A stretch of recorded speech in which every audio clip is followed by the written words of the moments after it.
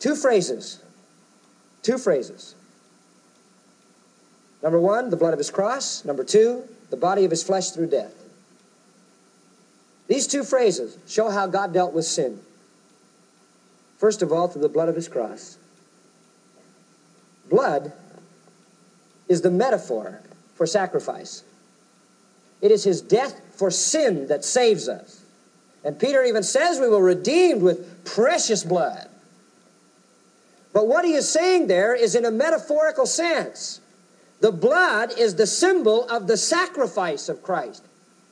The reason the Bible talks about the blood of Christ is because that connects Christ's death with the entire sacrificial system of the Old Testament and says he is the final sacrifice.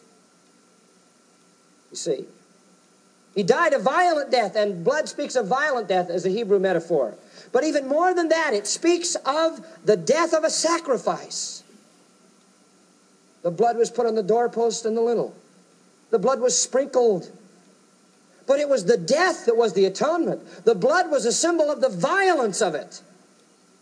And all of those sacrifices were saying, when the final sacrifice comes, he will die a violent death. And it wasn't the violent death like an animal where he bled to death. An animal just bled to death. Jesus did not bleed to death. But it was the violent death of sin-bearing.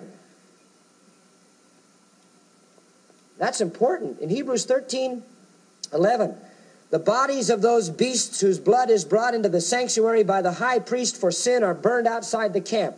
Wherefore Jesus also, that he might sanctify the people with his own blood, suffered outside the gate.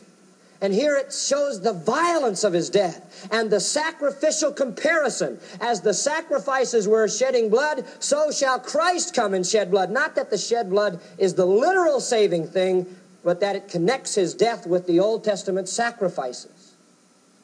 Now,